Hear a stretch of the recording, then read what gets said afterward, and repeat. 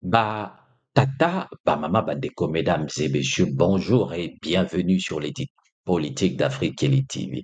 En ce mois d'août, la France se retrouve plongée dans une crise institutionnelle sans précédent sous la Ve République. Le président Emmanuel Macron, face à une Assemblée nationale fragmentée, a décidé d'écarter l'idée d'un gouvernement issu du nouveau Front populaire, pourtant victorieux des dernières législatives. Ce choix, justifié par la nécessité de préserver la stabilité institutionnelle du pays, révèle en réalité une profonde impasse politique et un affront direct aux résultats des urnes.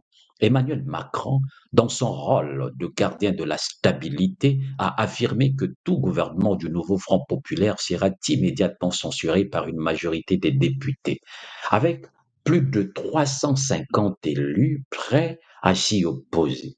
Un tel exécutif serait paralysé dès sa nomination. Cette situation met en lumière un paradoxe démocratique. Comment un mouvement arrivé en tête aux élections peut-il se voir dénier le pouvoir d'agir au nom du peuple qu'il a choisi? Batata, Bamama, Bandeko, mesdames et messieurs, l'argument de la censure brandi par Macron semble plus être une excuse pour écarter un programme politique qu'il juge incompatible avec sa vision économique et sociale. Derrière les consultations multiples, l'objectif est clair.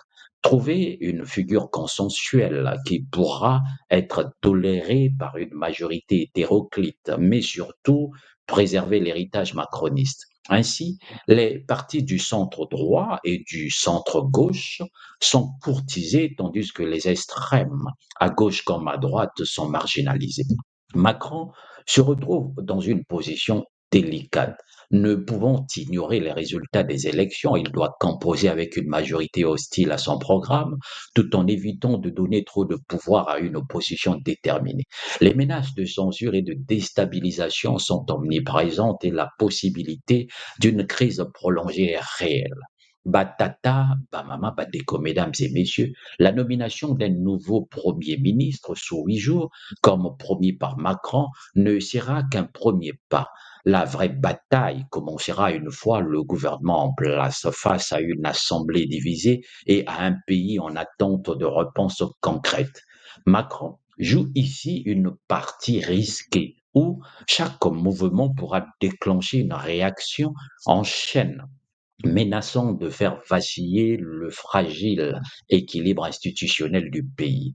Cette épreuve de force entre l'Élysée et le Parlement est un test de la résilience de la démocratie française.